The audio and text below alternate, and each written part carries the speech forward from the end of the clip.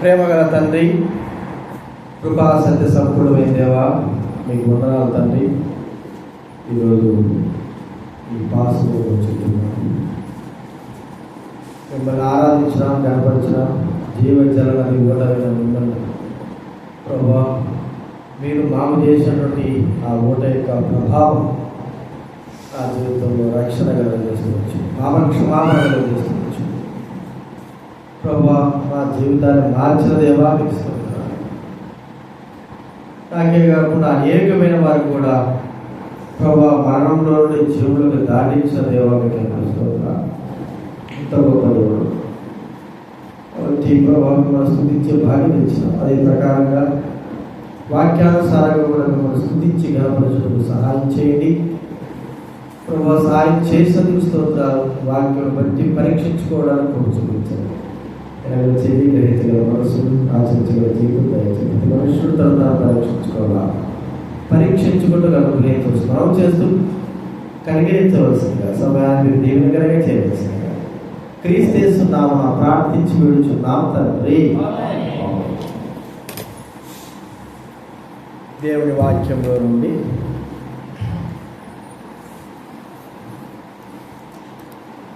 కొరింథీయులకు రాసిన మొదటి పత్రిక 11వ అధ్యాయం. మొదటి కొరింథీయులకు రాసిన పత్రిక 11వ అధ్యాయము 29వ వచనం. 28వ వచనం. మొదటి కొరింథీయులకు రాసిన పత్రిక 11వ అధ్యాయం 28వ వచనం అందరూ కూడా కలిసి చదువుకుందాం. దైవ గ్రంథం ఉన్న వాళ్ళు దయచేసి చదవాలి. కాబట్టి ప్రతి మనుషుడు తను తాను పరీక్షించగలవలను అలాగ చేసి ఆ విద్యుత్తుని ఆ పాత్రలోనికి రావలను. అలాగే 2వ కొరింథీయులకు రాసిన పత్రిక 5వ అధ్యాయం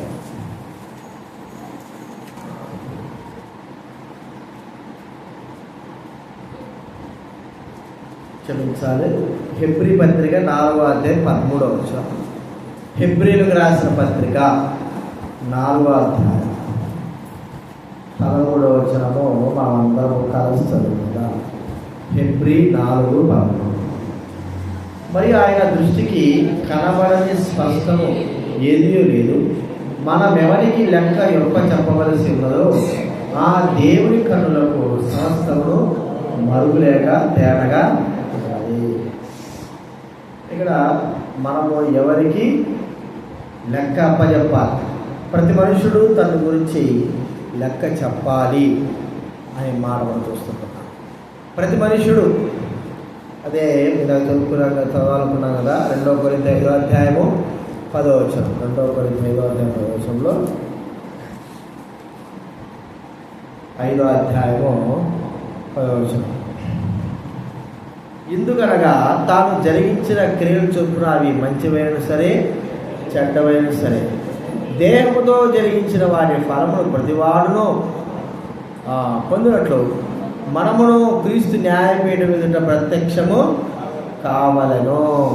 దేహముతో జరిగిన వాటిని కూడా రోజు మనము ఒకరిని పరీక్షించి మనకు ఆయాసం కదా. ఈరోజైనా సరే ఇతరులను పరీక్షించి మనము అలవాటు మనం. ఎందుకంటే ఇతరులను ఎందుకు పరీక్షిస్తున్నాము అని మనం ఆలోచిస్తే, వాళ్ళ లోపాలు కనుక్కుంటూ ఆలోచిస్తే మనం బాగున్నాము అన్నది మనకు అర్థమైంది. మనకు బాగున్నాం కాబట్టి ఇతరులు బాగలేరు అని వారిని మనము పరీక్షిస్తూ ఉంటాం. అయితే దేవుని యొక్క వాక్య గ్రంథం ఏమని మనకు చెప్తా ఉందంటే, ప్రతి మనుష్యుడు తనను తానే పరీక్షించుకోవాలి. దీనికి అర్థం ఏమిటి? ఇతరులను పరీక్షించేటువంటి, ఇతరులలో లోపం చూసేటువంటి ఆ యొక్క అధికారము నీకు నాకు ఎవరికి కూడా లేదు బల దగ్గరకు వచ్చిన తర్వాత. ఎందుకంటే మనం పరీక్షించుకునేటువంటి సమయం ఇది దేవుని వాక్యంలో. ఇప్పుడు ఒక దినము రాబోతుంది, ఆయన ఎదుట మనం అందరం కూడా నిలబడాలి. ప్రతి ఒక్కరు నిలబడతాం కదా. నిలబడుకోకుండా ఉండను, నేను నిలబడను అనడానికి ఎవరికి లేదు.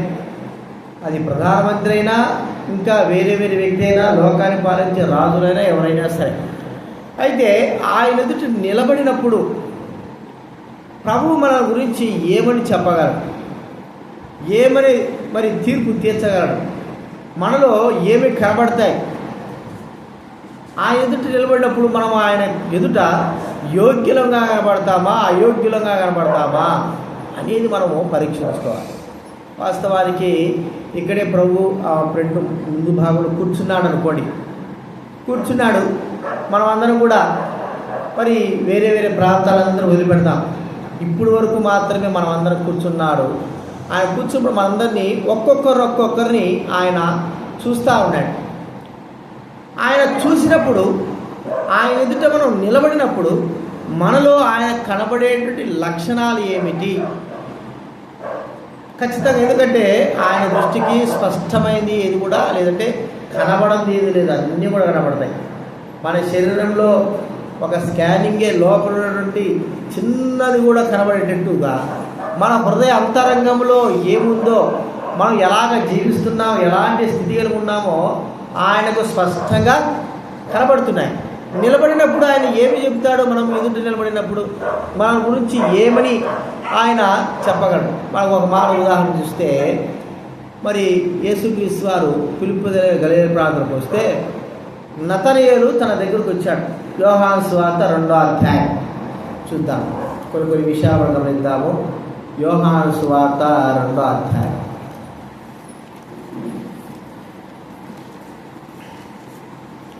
రెండో అధ్యాయము 47వ వచనం దయచేసి చదవండి ఎవరైనా. క్షమించాలి, 1:47.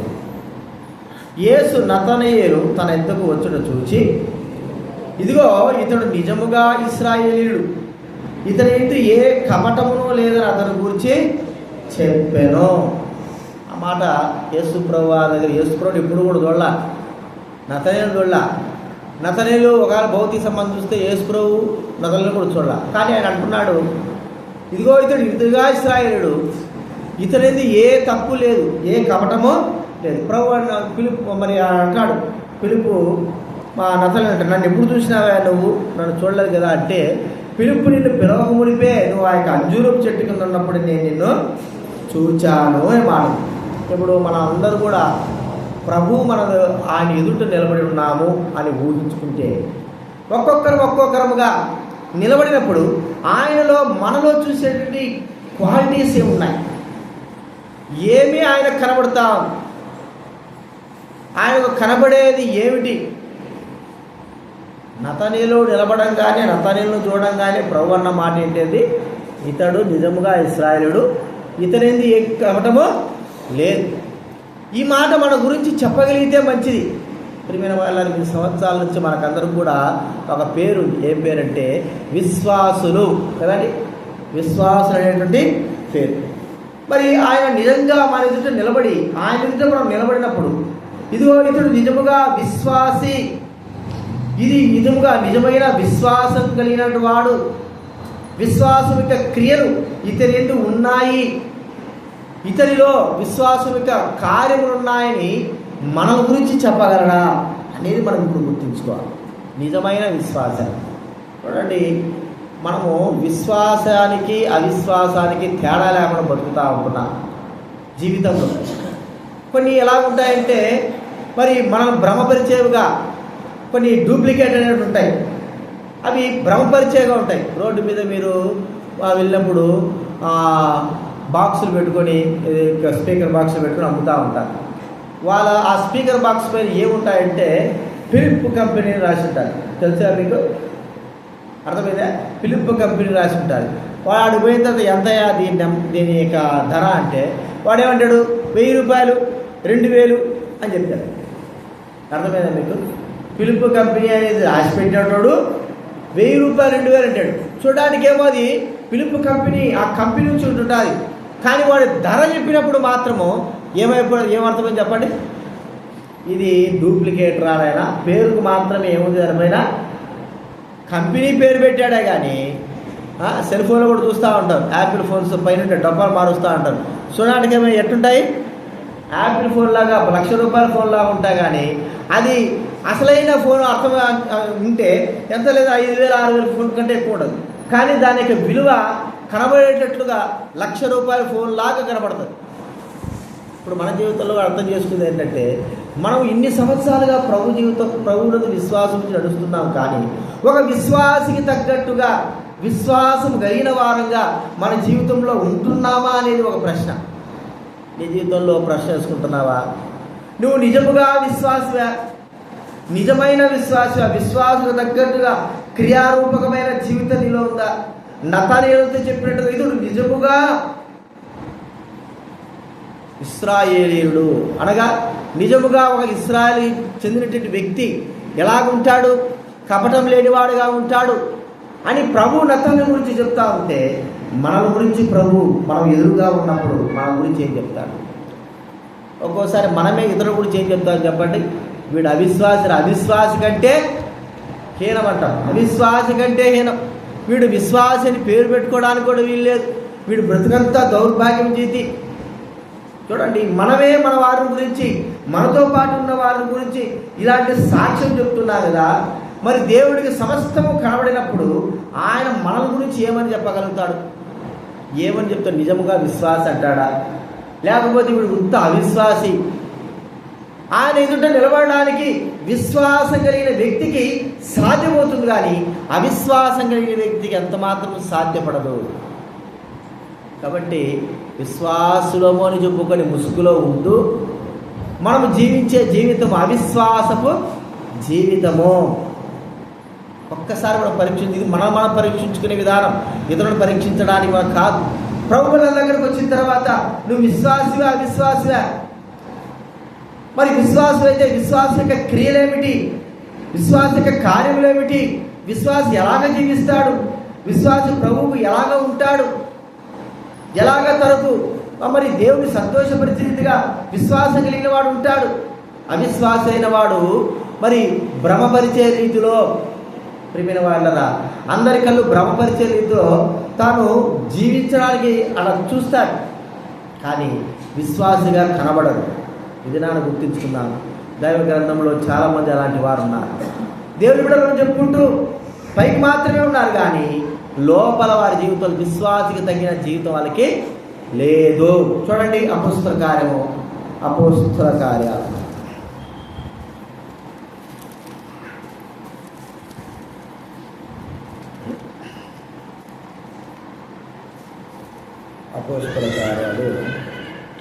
8వ అధ్యాయం 21వ వచనం. అపోస్తల కార్యాలు 8వ అధ్యాయము 21వ వచనం చదువుతా వినండి. లేదా 20-21. అందుకు పేతురు, నీవు ద్రవ్యమిచ్చి దేవుని వరము సంపాదించుకునని తలంచుకున్నందున నీ వెండి నీతో కూడా నశించును గాక. నీ హృదయము దేవుని ఎదుట సరైనది కాదు. ఈ కార్యములందు నీకు పాలు పంపులు లేవు. ఎవరండి ఇతను? గారెడి వాడైనటువంటి సీమోను. ఈ సీమోను ఏం చేశాడంటే మళ్ళా ఆయన బాప్తిసం తీసుకున్నాడు. చూడండి ఆ 12వ వచనంలో, అయితే పిలుపు దేవుని రాజ్యం గురించి యేసుక్రీస్తు నామం గురించి సువార్త ప్రకటించుతుండగా వార్త నమ్మి పురుషులను స్త్రీలను బాప్తిసం పొందిరి. అప్పుడు సీమోను కూడా నమ్మి బాప్తిసం పొంది పిలుపును ఎడబాయకుండి. సీమోను కూడా ఏం చేశాడు? గారెడి చేసుకునేటోడు ప్రభు నమ్మినాడు. కానీ నమ్మిన వాడు ఎలాగున్నాడు అంటే వాడి హృదయంలో బాగలేదు. వాడు విశ్వాస జీవితం కలిగిన వాడు కాదు. ఎలాగ ఉన్నాడంటే డబ్బు ఇచ్చి లేదా అధికారం సంపాదించుకోవాలా, మరి దేవుడి యొక్క అధికారము ఆ యొక్క పవర్ సంపాదించుకొని ఆలోచిస్తూ ఉన్నాడు. పేతురు కరెక్ట్ చూసినాడు. నీ హృదయము దేవుని ఎదుట సరైనది కాదు. నువ్వు బాప్తిసం తీసుకున్నావు, ఏం ఫలితం? దేవుని నమ్మినా అని చెప్పుకోండి, ఏం ఫలితం? నీ జీవితంలో విశ్వాసి తగిన జీవితం నీలో లేదు. విశ్వాసి ఇలాగా అధికారమే కానీ లేదా వేరే క్రియలేం కానీ లేదా ఇలాగ జీవించడు. ప్రియమైన వారిని గుర్తిద్దాం. నతనీయులను చూసినప్పుడు దేవుడు అన్నాడు, ఇతడు నిజముగా ఇశ్రాయేలు. నిన్ను నన్ను చూసినప్పుడు, బల దగ్గరకు వచ్చినప్పుడు ఆ ప్రభు నిజంగా చెప్తున్నాడు. మన హృదయాలతో చెప్తాడు, మన మనస్సాక్షి చెప్తాడు, ఇతడు నిజముగా విశ్వాసి. మన మనస్సాక్షి కూడా అంటాడు, నువ్వు నిజంగానే విశ్వాసిలే అంటాడు. మన మనస్సాక్షి ఏమంటుంది? ప్రభు వాళ్ళ దగ్గరకు వచ్చేత నువ్వు విశ్వాసివా? నీ విశ్వాస జీవితం ఉందా? నువ్వు ఎట్లా బలం తీసుకుంటున్నావు? ఎలాగ నువ్వు దేవుడికి బలం తీసుకోవడం చేయుతుంటున్నావు? నీ విశ్వాస జీవితం బాగానే ఉందా అని మన మనస్సాక్షి, దేవుడే మాట్లాడాల్సిన అవసరం లేదు. ప్రతి ఒక్కరి యొక్క మనస్సాక్షి మనతో ఏం చేస్తుంది? వ్యక్తిగతంగా మనతో మాట్లాడుతుంది. కాబట్టి ప్రభు బలం దగ్గరకు వచ్చిన తర్వాత మనం పరీక్షించుకోవాల్సిందంటే విశ్వాసిగా, విశ్వాసానికి తగినట్టుగా, విశ్వాస జీవితానికి తగినట్లుగా మనం ఉన్నామా లేదని పరీక్షించుకొని బలలో చేయాలి. ఈ గారడి వాళ్ళలాగా డూప్లికేట్ అంటారు కదా, గారడి వాళ్ళలాగా మన జీవితాలు ఉండకూడదు. బయట ఒకటి లోపల ఒకటి. ఏది అంటే మందిరానికి వచ్చినప్పుడు విశ్వాసిగా ఉండడం, మందిరం నుంచి బయట పోయిన తర్వాత అవిశ్వాస జీవితం, ఇలాంటి జీవితం ప్రభువుకు ఇష్టం లేదు, ప్రభువు మెచ్చడు. అది గుర్తుపెట్టుకున్నాం. ఇది మొట్టమొదట మనం చూస్తూ ఉంటే ప్రభువు మన ఎదుట నిలబడినప్పుడు ప్రతి ఒక్కరం కూడా ఆయన ఎదుట నిలబడి మన గురించి మనం సాక్షి చెప్పుకోవాల్సినప్పుడు ఆయన మనం చూస్తే విశ్వాసిగా కనబడ్డామా లేదా? నతనేలు చూసినప్పుడు నిజముగా ఇశ్రాయేలుడు అన్నట్టుగా ఇప్పుడు నిజముగా విశ్వాసిరా, నిజమైన విశ్వాసి అని మన గురించి చెప్పగలిగే జీవితం ఉందా? ఇది మొట్టమొదటి చూస్తున్నారు. రెండోది మనం చూస్తూ ఉంటే చూడండి, మా సంఖ్యాకాండం 12వ అధ్యాయం. సంఖ్యాకాండం 12వ అధ్యాయం. ఇక్కడ మనకు తెలిసిన మాటలే విని 12వ అధ్యాయము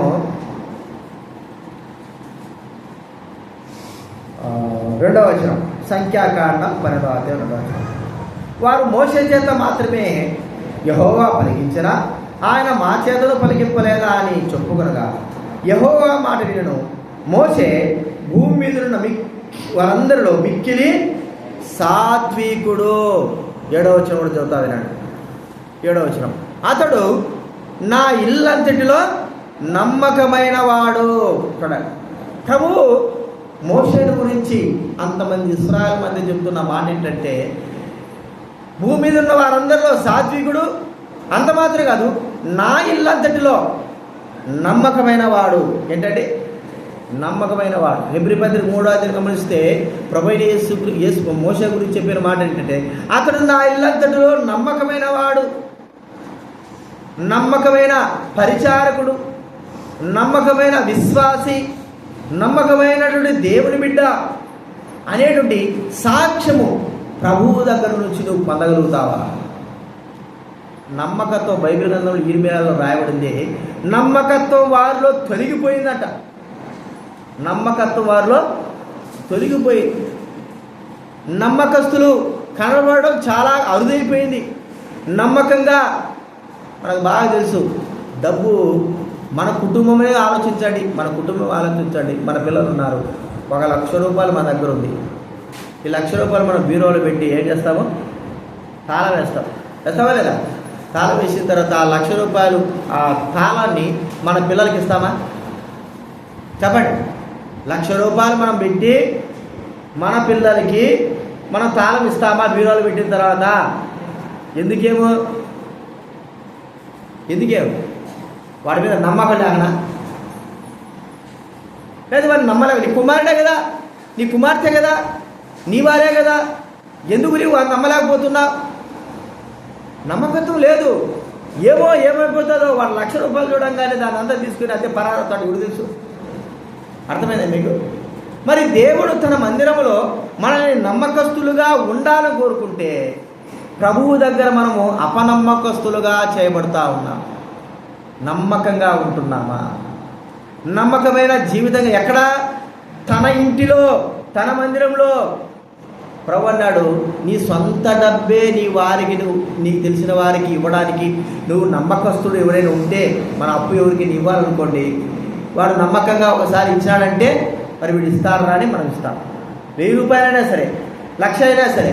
కానీ వాడు ఒకసారి ఎగరగొట్టేసి మళ్ళా మన దగ్గరికి డబ్బు అడుక్కోవడానికి వచ్చాడనుకో, ఇస్తామా? మనము ఇస్తామా? అయ్యాము. ఎందుకు?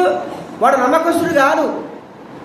మరి నీ నా జీవితంలో దేవుని మందిరంలో మనం నమ్మకస్తులంగా ఉన్నామా? ప్రభు దగ్గర నిలబడినప్పుడు నమ్మకస్తులంగా చేతులు కట్టుకొని నమ్మకమైన వారంగా నిలబడగలమా? నమ్మకమైన వాడు. నెహెమ్యా గ్రంథంలో మనం చూస్తే చూడండి, 7వ అధ్యాయం. నెహెమ్యా గ్రంథం 7వ అధ్యాయం 2వ వచనం దయచేసి చదవండి. ఎవరైనా నెహెమ్యా గ్రంథం 7వ అధ్యాయం 2వ వచనం. హనాని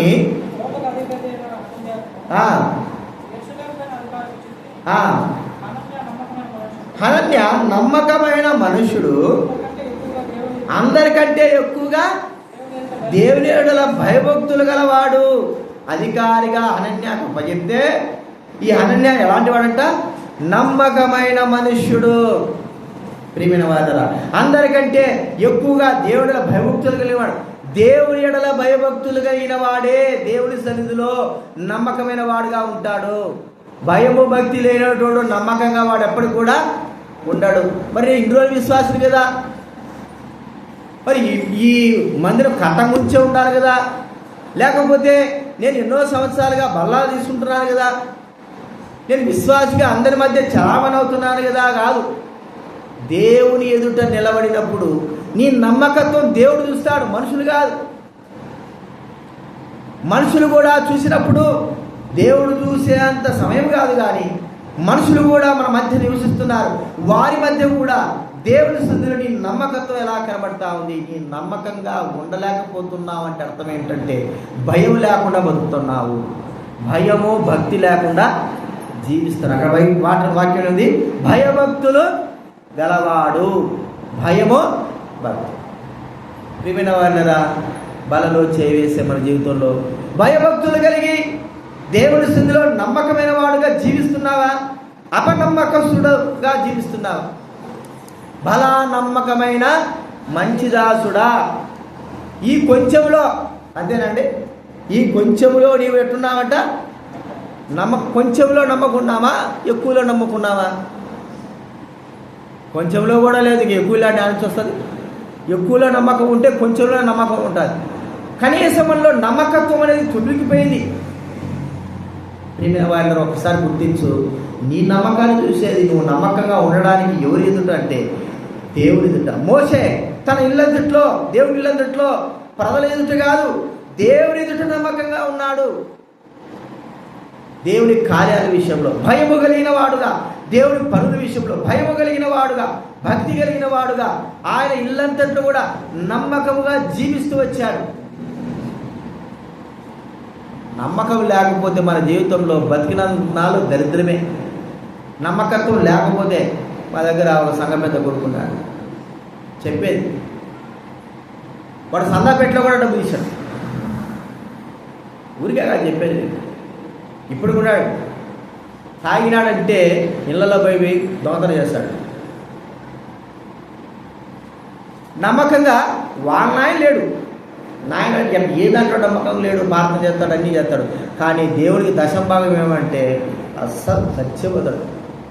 ఎవరు గవర్నమెంట్ జాబ్ అండి 90,000 వస్తుంది. నువ్వు నమ్మకంగా దేవుడికి ఇవ్వవు. ఇప్పుడు ఏం చేస్తున్నాడు దేవుడు? కుమారుడు రూపంలో ఏం చేశాడు వాడికి? అంతనే ఏమి లేకపోయినా కూడా 1,00,000 రూపాయలు ఎవడైనా ఇంట్లో దొంగతనం చేశాడు అనుకో, వాడు ఏం చేస్తాడు? 10,000 తీసుకుంటే ఏం చెప్తాడు చెప్పండి? అన్యుల దగ్గర దొంగతనం చేసి వాడు ఏం చెప్తాడు? 10,000 పోయిందని చెప్తాడా? ఏం చెప్తాడు? 1,00,000 రూపాయలు పోయిందా? 1,00,000 రూపాయలు ఎందుకు పెట్టాడు నేను అంటాడు. ఎక్కువ మాట్లాడితే పోలీస్ కేసు పెడతాడు. పోలీస్ దగ్గర లేకపోతే ఏం చేయాలా? మర్యాదగా దొంగతనం చేసింది వీడు 10,000 దొంగతనం చేసింటాడు, కానీ 1,00,000 రూపాయలు ఏం చేస్తాడు? ఇటు వీళ్ళ నాన్న ఎక్కడున్నాడు? ఎక్కడ ఏం లేడు, నమ్మకంగా దేవుని సన్నిధిలో లేడు. వీడు చూస్తే ఎట్టున్నాడు? దేవుని సన్నిధిలో కూడా దొంగతనం చేసేవాడు. వారిని నమ్మి ఎక్కడైనా మందిని ఓడసడానికి కూడా పెట్టాలంటే భయం. యాడరా నాయన, మేము సువార్త పోతే వాడు మందిరంలో ఉన్నాడంటే ఇంకొక సంఘం మీద కాసుకో ఉంటాడు. ఏమన్నా నువ్వు సువార్త రాకపోతే నీకు ఎందులేనా? వీడు ఇక్కడ ఉంటే మనం సువార్త పోయేస్తాం, ఏం చేస్తాడు? ఈడేసి ఇక్కడ వీడు చేసేది చేస్తా అంటాడు. అందుకే నేను కాసుకో ఉన్నా అంటాడు. ఏంటంటే ఏమి నమ్మకం? మనుషుల జీవితాల్లో మనము ఎట్లాగైతే నమ్మకం ఉంటామో మన కుటుంబం కూడా అలాగే నమ్మకంగా ఉంటుంది. బలాన మంచి నమ్మకమైన దాసుడా, ప్రభు దగ్గర నుంచి పొందాలి, మనుషుల దగ్గర నుంచి కాదు. ప్రభు దగ్గర నుంచి మందిరములో నమ్మకమైన వారంగా జీవించాలా. అపనమ్మకంగా జీవిస్తే ఆ బతుకు దరిద్ర బతుకండి. అంతే. ఎన్ని సంవత్సరాలు బతికినాను కూడా అపనమ్మకంగా జీవిస్తే ఇంకెందుకు నిన్ను ఎవరు నమ్ముతారు? చిన్నల మొదలు నమ్మకపాయ్, పెద్దలు నమ్మకపాయ్, దైవబడైన వారు నమ్మకపాయ్, దైవ సేవకులు నమ్మకపాయ్. ఇక నీ బతుకంతా కూడా ఎందుకు అపనమ్మకంతో జీవిస్తా? మోషేను గురించి దేవుడు చెప్పిన మాట, నా ఇల్లంతటిలో నమ్మకమైన వాడు. అలాంటి యొక్క ఆ మాట మనం అనిపించుకోవాలి, ఈ వ్యక్తి నమ్మకమైన వాడండి. ఒక పని అప్పచెప్పామనుకోండి, ఆ పనిలో ఏముండాలి చెప్పండి? నమ్మకత్వం ఉండాలి కదా. ఏదైనా ఒక యజమానుడు ఒక వ్యక్తికి పని అప్పచెప్పాడు, అప్పచెప్పిన తర్వాత యజమానుడు పోయాడు కదా అని మేము చూసాము. మా దగ్గర ఒక విశ్వాసం ఉన్నాడు, బిల్డింగ్ పని చేస్తాడు. అతను షాప్లో సీసీ కెమెరాలు పెట్టుకోన్నాడు. ఎక్కడికి పోయినా సరే కోడ్ కొడితే నెంబర్ వస్తే సీసీ కెమెరాలో ఏమేమి దొరుకుతుందో వస్తుంది. ఈ యొక్క యజమానుడు లేడని రోజు కూలికి పెట్టుకునేటోళ్ళు 2-3 ఏం చేశారంటే, ఒరే పని చెప్తే పని చెప్పేశాడు, మరి ఈ పని చేయాలన్నా అని చెప్పాడు. ఆ విశ్వాసి మన మందిరానికి కాడికి వచ్చి, అన్న చూడన్నా మా వాళ్ళు ఏం పని చేస్తారో చూడని ఆ వీడియో తీసి చూపిస్తాడు. లైవ్ కనబడతా ఉంది. ఈ యొక్క యజమానుడు పోగానే వీళ్ళిద్దరూ పని చేసేటోళ్ళు చేసి ఒకటి షేర్లో కూర్చొని వాడు కాలు మీద కాలేసుకొని ఊపుకుంటా కూర్చున్నారు.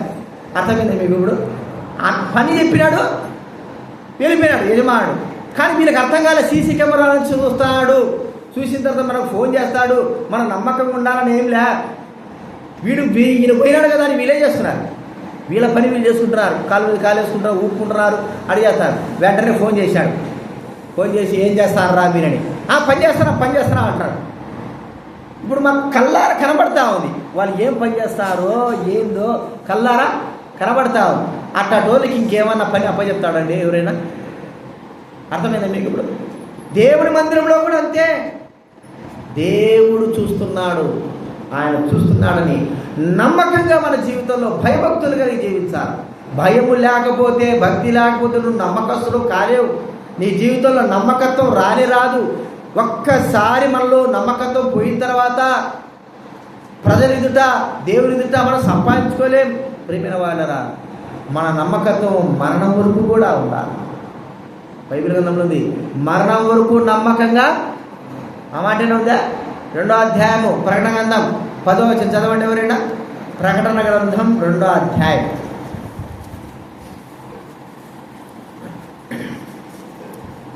ప్రకటన గ్రంథం 2వ అధ్యాయం 10వ వచనం నుండి ముగించుకుంటాం. కొందరిని చెరలో వేయింపబోతున్నాడు, కలుగును మరణము వరకు నమ్మకంగా ఉండు. ఎప్పటి వరకు ఉండాలని మన నమ్మకం అండి చెప్పండి?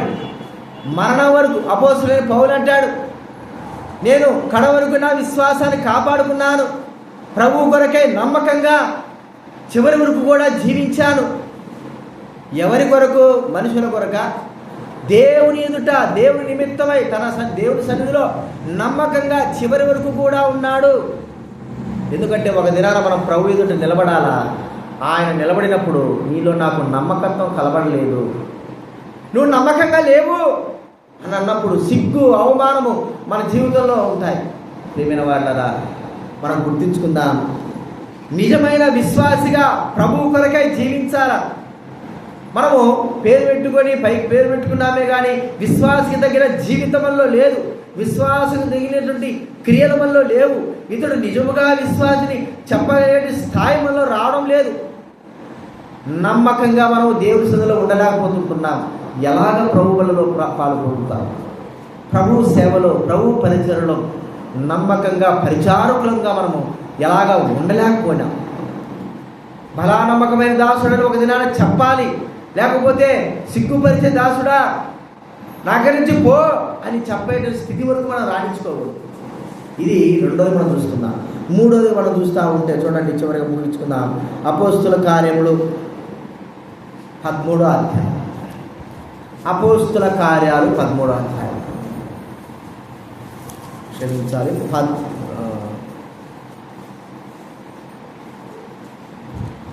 13:22 చదవండి. 13వ అధ్యాయం 22వ వచనం.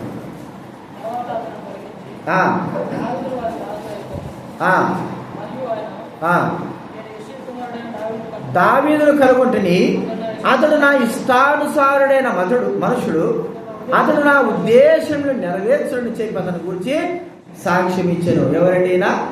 దావీదు గురించి మనం తెలుసుకుంటున్నాం. దేవుడు చూశాడు, నా ఇష్టానుసారుడ మనుషుడు, నా ఉద్దేశాన్ని నెరవేర్చేవాడు. ప్రియమైన వాళ్ళరా, కనుగొన్నాడు. ఎలాగా? దావీదు ఎవరు? ఎలాంటి వాడిని కనుగొన్నాడు? తన హృదయంలో ఉండేది ఎలాంటిది? తన జీవితం ఎలాంటి వాడు? తన కుటుంబంలో తన స్థానం ఎలాంటిది? ప్రియమైన వాళ్ళరా, తన కుటుంబంలో స్థానం దూరంగా ఉన్నా, తను ఎవరు లెక్క చేయకపోయినా, మరి అందరికంటే వెనక పుట్టినప్పటికీ కూడా ఎవరు కూడా గుర్తించలేకపోయినా, ఒక గొర్రెల కాపరిగా ఉన్న దేవుడు చూశాడు. నేను దావీదు కుమారుడు, మరి యెషయా కుమారుడు దావీదులో కనుగొన్నాను. అతను నా హృదయానుసారుడు, ఇష్టానుసారుడు. ఎందుకంటే నా ఉద్దేశాలను నెరవేరుస్తాడు. దేవుని ఉద్దేశాలను నెరవేర్చేటువంటి వ్యక్తిగా, దేవుడికి ఇష్టానుసారంగా జీవించే వ్యక్తి. ఈ దినాల్లో మనుషులు ఎలా ఉన్నారంటే, ప్రజలకు ఇష్టానుసారంగా జీవించాలని కోరుకుంటున్నారు. వానికి ఇష్టంగా ఉన్నాం, వీనికి ఇష్టంగా ఉన్నాం. లోకంలో ఉన్న వారికి, మన కుటుంబ దూరం ఉన్న వారికి ఇష్టంగా. మరి దైవ సన్నిధిలో, దేవుని కార్యాల్లో, దేవుని సన్నిధి దగ్గర ఇష్టానుసారంగా దేవుని ఎదుట నీవు జీవిస్తుంటున్నావా? హృదయపూర్వకంగా నువ్వు జీవిస్తుంటున్నావా? ప్రియమైన వారరా, నిన్ను కనుగొంటే మన జీవితంలో ఏం కనపడాలంటే ఇష్టానుసారమైన జీవితం కనపడాలి. కొన్నిసార్లు మనం చూస్తూ ఉంటే, ఏంద్ర నాయన వీడు ఇట్ట తయారైనాడు, అయిష్టంగా ఉన్నాడే, వీడు చూస్తూ ఉంటే ఇంత దుర్మార్గంగా జీవిస్తున్నాడే, వ్యతిరేకంగా ఉన్నాడే, మర్యాదలు లేవు, ఇష్టం వచ్చిన ప్రవర్తిస్తుంటున్నాడే. దైవబిడ్డల వారి గురించే, లోకస్తులైన వారి గురించి కాదు. ఆ వ్యక్తి కనపడంగానే మరి ఈ వ్యక్తి ఇట్లా జీవించినాడండి, ఇలాగ రోజున ఇట్టయిపోతున్నాడేంది, దేవుని వేడల భయభక్తులు కూడా కనీసం లేకుండా పోతున్నాడేంటి, మన గురించి అలాగా చెప్పుకుంటున్నారా? ప్రియమైన వారిని నేను ఒకటే ఒక ప్రశ్న ఏంటంటే, మనమందరమే ఒక ప్రశ్న వేసుకోవాలి. నన్ను గురించి ప్రజలైన వారు ఏమనుకుంటున్నారు? వ్యక్తిగతంగా నన్ను ఒకసారి గుర్తు చేసుకోవాలి. ఏమేమి చేసుకోవాలి చెప్పాలి. ఏమేమి ప్రశ్న వేసుకుంటారు మీరు? ఏమన్నా చెప్పు. నన్ను గురించి, నిన్ను గురించి. ప్రజలంటే ఎవరు? లోకస్తులు వదిలే, విశ్వాసులైన వారు ఏమనుకుంటున్నారు? యేసుప్రభు ఇక్కడ వినాలి. ఫోన్ చూడొద్దాం మీరు, ఫోన్ వద్దులే, అది ఆడిపోదు అక్కడే. విశ్వాసులైన వారు మనం ఒక ప్రశ్న వేసుకుందాం. నన్ను గురించి విశ్వాసులైన వారు ఏమనుకుంటున్నారు? యేసుప్రభు కూడా అన్నాడు కదా, నన్ను గురించి ప్రజలు ఏమనుకుంటున్నారు? ఏమనుకుంటున్నారు? నిజంగా అనుకునేది చెప్పినారు శిష్యులు. నువ్వు ప్రవక్త అనుకుంటున్నారు, ఏమనుకుంటున్నారు, పలానా వ్యక్తి అనుకుంటున్నారు అన్నాడు. ఆయన వాళ్ళని అడిగాడు, సరే మీరేమనుకుంటున్నారు చెప్పండి అన్నాడు. వాళ్ళు ఏమనుకున్నారు? నీవే నిత్య జీవం కలిగిన మాటలు. వాళ్ళు గుర్తించారు, ఈయన సామాన్యమైన వ్యక్తి కాదు, గుర్తించారు. ఇది నానా మన గురించి సంఘంలో ఏమనుకుంటున్నారు? మన విశ్వాస జీవితం కానీ, మన ప్రార్థనా జీవితం కానీ, మనము గౌరవించే విధానం కానీ, ఇక్కడ వినాలి, మనం ప్రేమించే విధానం కానీ, మనం నమ్మకంగా ఉండే విధానం కానీ ప్రజలైన వారు చూస్తారు. వీడు మంచి నమ్మకమైన వాడు, వీడు ప్రేమ కలిగిన వాడు, వీడు చెప్పింది వింటాడు, వీడు గౌరవం కలిగిన వాడు, పెద్దలంటే గౌరవం కలిగిన వాడు, వీడు మర్యాద కలిగిన వాడు, వీడు నమ్మకం కలిగిన వాడు, మంచి పరిచారకుడు అని మనల గురించి సంఘంలో ఉండే విశ్వాసులు చెప్పుకోగలిగే విధంగా ఉందా? మన గురించి మనం చెప్పుకుంటున్నాం, దాన్ని అంటారు కదండి, ఏమంటారు, సెల్ఫ్ డబ్బా అంటారు, అంతే కదా. మన గురించి మనం చెప్పుకుంటే ఏమి వస్తుంది? మన గురించి మనం చెప్పుకుంటే ఏమి రాదు. కానీ మనల గురించి దైవబడిన వారు చెప్పాలి, మనల గురించి లోకంలో ఉన్నవారు చెప్పాలి. లోకంలో ఉన్నవారు ఒక వ్యక్తిని గురించి చెప్పారు, నువ్వు మా మధ్య మహారాజు అయి ఉన్నావు. ఎవరండి చెప్పాలి? ఏం నిద్రపోతున్నారా మీరేమన్నా? చెప్పాలి, చెప్పండి, మీరు చెప్పండి. ఎవరి గురించి చెప్పాడు? నీవు మా మధ్య మహారాజువై ఉన్నావో. ఎవరి గురించి చెప్పాడు? ఆ వ్యక్తి ఎవరు? అబ్రహామును గురించి హేతు కుమారులైన వారు చెప్పారు. ఏమని? నీవు మా మధ్య మహారాజుగా ఉన్నావు. రాజుకు తగినట్లుగా ఒక అన్య ప్రాంతంలో అబ్రహాము ఎలాగ జీవించాడంటే వారు చూస్తుంటే వాళ్ళకి అనిపించింది, ఎవరే ఈ వ్యక్తి రాజులా ఉన్నాడు రా, రాజు లాంటి ప్రవర్తన, రాజు లాంటి జీవితము. మనం చూసి అంటే ఏమంటారు? ఈడంతా పాపాత్ముడు రా కదా. ఏమంటున్నారు? జక్కయ్య గురించి ఏమని చెప్పారు చెప్పండి? ఎవరు చెప్పిందంటే యేసుప్రభు కాదు, ప్రజలైన వారు అంటున్నారు. ఏమంటున్నారు? వీడు పాపాత్ముడు రా ఆయన, వీడంత పాపాత్ముడు. ఆ గ్రామం పెరిగి యూదుడుగా జీవించి ప్రజలందరికీ చెడ్డ జీవితం జీవించి అందరినీ ఏడిపించిన వాడుగా ఉంటున్నాడు. ఇశ్రాయేలు ఏడిపించిన వాడు.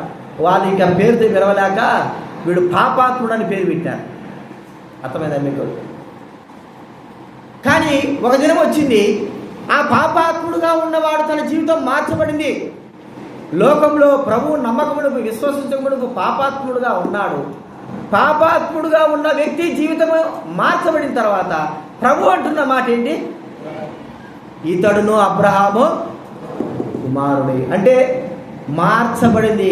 ప్రజలేమో తనను ఏమన్నారు? పాపాత్ముడు అన్నారు. తన జీవితం మార్చుకున్న తర్వాత ప్రభు అంటున్నాడు, ఈ వ్యక్తి నిజముగా అబ్రహాం కుమారుడు. ఇది నా అలాంటి యొక్క సాక్ష్యం పొందుతున్నామా? ప్రియమైన వాళ్ళని గుర్తించుకో. మన హృదయము దేవుడు చూడంగానే చెప్తాడు, వీళ్ళు అలాంటి వారు, ఎలాంటి జీవితం కలిగిన వారు.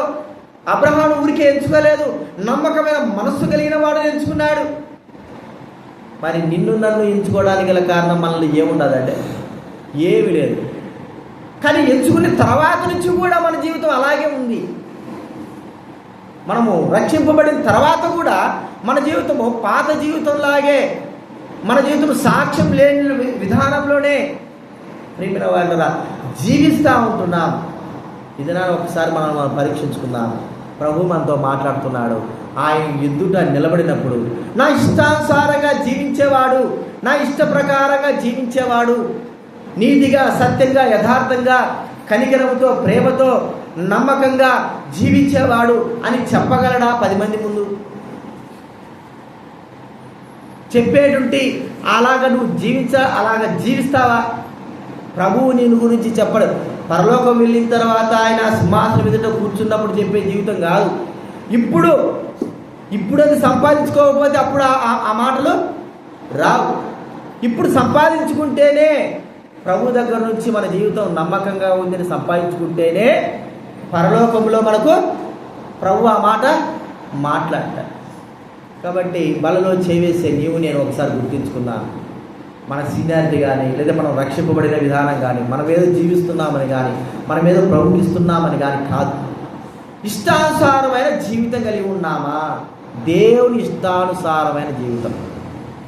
మనుషులంగా మనం తగ్గిపోతుంటున్నాం, మనుషులంగా గ్రహింపు లేకపోతుంటున్నాం, మనుషులంగా ఎన్నో బోధలు వినింటారు, 1-2 లక్షలు. కానీ ఈ లక్షల్లో ఒక్క బోధలో ఒక్క మాటైనా మనలో పనిచేసి ఉంటుందా? ఈ మాట నాలో పనిచేసింది, ఈ మాట ప్రకారం నేను జీవించడానికి నేను తీర్మానం చేసుకున్నాను, ఈ మాట నా జీవితంలో నెరవేరుస్తుంటున్నాను, ఇలాగ ఉండడానికి నేను ఇష్టపడుతున్నాను. ఒక్క తీర్మానం. ప్రియమైన వాళ్ళరా, ఆ యొక్క బోధలు కానీ, వాక్యం కానీ ఎలాగో ఉంటాయో, మనుషులు మాత్రం మనం నిలిచి ఉన్నాము, బోధలు వింటానే ఉన్నాము, మనలో ఎంత మాత్రము కార్యములు జరగలేకపోతా ఉన్నాయి. మనం గుర్తించుకోవాలా, మనము చచ్చిపోయినా సరే మనల్ని గురించి, మన విశ్వాసాన్ని గురించి, మన నమ్మకత్వాన్ని గురించి, మన ప్రేమను గురించి, మన యథార్థతను గురించి, మనము పెద్దలను గౌరవించే విధానాన్ని గురించి, మనము ప్రభువుకు ఇష్ట ప్రకారంగా జీవించే విధానం గురించి చచ్చిపోయినా సరే చెప్పుకోవాలి. నేను నిజంగా చెప్తున్నాను, మా నాయన గురించి ఎవ్వడు కూడా మంచిగా లేదండి. నిజంగా చెప్పేదే కాదు, అన్యుడు, లోకస్తుడు. మా ఆయన సూపరింటెండెంట్గా పనిచేశాడు ఇరిగేషన్ డిపార్ట్మెంట్లో. లోకంలో ఉండే వారికి ఏదో 10 రూపాయలు ఇచ్చేసేది, పాపంలో జీవించి సుబ్బయ్య సార్ బలమంచాడు అని కానీ కుటుంబంలో ఎటువంటి నమ్మకం లేదు, కుటుంబంలో ఎవరు కూడా ఇష్టపడలేదు. చివరికి తాగి చచ్చాడు. మంచి ఉద్యోగస్తుడు, ఇల్లు లేకుండా పూలు గుడిసెలు తెచ్చాడు. అన్నాడు, ఏమన్నాడంటే, ఎవరే నేను చచ్చిన తర్వాత గాడి విషయం ఎవడు చూస్తారా అంటాడు. అట్లాంటి బతుకు అవసరమా మనకు? నేను మా నాయన గురించి నిజం చెప్తున్నా, ఊరికే చెప్పడం కాదు. అట్లాంటి బతుకు లోకంలో ఉన్నవాడికి అవసరమా? మా నాయన కంటే వెనక పనిచేసిన వారు, మా నాయన కింద పనిచేసిన వారు పెద్ద బిల్డింగ్లు కట్టుకొని ఒక మంచి పేరు తెచ్చుకొని పిల్లల్ని ప్రయోజకులు చేసుకొని బాగుండాడు. ఈ తాగి సచ్చా. ఎక్కడ తెచ్చాడంటే పూడి గుడిసెలో చచ్చిపోయాడు. ఒక పెద్ద ఉద్యోగి ఎక్కడ తెచ్చాడు? పూడి గుడిసెలో తెచ్చాడు. ఎలాగ తెచ్చాడంటే అందరికీ ఇష్టం లేకుండా తెచ్చాడు. నిజం చెప్తున్నాను, మా నాయన శవం దగ్గర ఏడ్చినట్టు అంటే నేను ఏడ్చలేదులే, కానీ మా అమ్మ ఏడ్చింది, మా శరీర ఊరిగట్ట ఏడ్చింది. ఏడ్చిన వాళ్ళలో నిజంగా ఏడవలేదండి వాళ్ళు. అర్థమైందా మీకు? ఇప్పుడు వాళ్ళు ఏడ్చిన వాళ్ళల్లో అర్థమైందా మీకు? నిజంగా వాళ్ళు ఎందుకు? నాకు తెలిసి ఆనంద బాష్పాలు అనిపిస్తాను. నాకు తెలిసి ఎందుకంటే అట్లాగే జీవించాడు. ఆ జీవితం కూడా ఒక జీవితమేనా? ఇది నా విశ్వాసిగా నువ్వు ఎట్లా జీవిస్తుంటున్నావు? నీ జీవితం కూడా ఒక దినాన మనమందరం చనిపోతాం. చచ్చిన తర్వాత ఎవరంటే అన్యులైన వారే ఏడవాలి. అన్యులైన వారు. ఒక స్త్రీ చనిపోయింది, మాకు తెలుసు, హైదరాబాద్లో. ఆమె చనిపోయిన తర్వాత ఆమె కుట్టు మిషన్ పెద్ద ఫ్యాక్టరీలో పనిచేసేది. నమ్మకంగా ప్రభు కొరకుండి అనేకమైన వారికి దేవుడు వాక్యం చెప్పి ఎంతో సహాయం చేసింది. నేను శవం దగ్గర ఉండగా చెప్తున్నా, మన వాళ్ళందరూ ఆమె గురించి, యేసుప్రభు గురించి మంచి విశ్వాసి, మంచి ప్రేమ కలిగిందని చెప్తున్నారు. అన్యులనే వచ్చి, అన్యులైన స్త్రీలు వచ్చి బొట్లు పెట్టుకొని వచ్చి వాళ్ళ ఆమె గురించి చెప్పినారు సాక్ష్యము. మేము ఈమెను కోల్పోయినాం, ఎంత ప్రేమ కలిగిందంటే ఈమెను మేము కోల్పోవడం ఎంతో మాకు నష్టము చెప్పారు. మేము చూసినాం ఆ మాట. చెప్పగలరా? ఇంట్లో వాళ్ళు చెప్పేది కాదు సాక్ష్యం. నా హృదయానుసారాన్ని దేవుడు చెప్తున్నాడు. దేవుడికి ఇష్ట ప్రకారం జీవించేవాడని ప్రజలైన వారు గ్రహించాల, ఇతరులకు చెప్పాలి. అది జీవితం అంటే. బ్రతుకుతున్నామంటే ఎందుకండి? అలాంటి జీవితం ప్రభువుకు వద్దు. ఒకసారి గుర్తించుకుందాం. ప్రభు మనతో మాట్లాడుతున్న మాట ఒకసారి గుర్తించుకొని ఈ 3 అంచెల విషయాలు నిజమైన విశ్వాసిగా ఉన్నామా? రెండోదిగా చెప్పండి, రెండోది ఏం చెప్తున్నాము? ఇల్లందుట్లో నమ్మకమైన వారంగా జీవిస్తున్నామా? మూడోదిగా నా హృదయానుసారుడు, నాకు ఇష్ట ప్రకారంగా జీవించేవాడు అనేటువంటి ఆ సాక్ష్యం మనము సంఘంలో సంపాదించుకుంటున్నామా? దైవబిడల మధ్య కానీ లోకస్తుల మధ్య కానీ సంపాదించుకోవాలి. అలాంటి సాక్ష్యం లేకపోతే, అలాంటి జీవితం లేకపోతే, నమ్మకమైన వారంగా లేకపోతే, నిజమైన విశ్వాసం లేకపోతే వేస్ట్. మన జీవితం వేస్ట్. బలలో పాలు పొంది కూడా అది రొట్టె ఒక ద్రాక్షారసంగా ఉంటుంది, కానీ భయభక్తులు లేకుండా ఉంటే చివరికి అది ఆ బల్ల తీసుకున్నందుకు మనకు నష్టం జరుగుతుంది.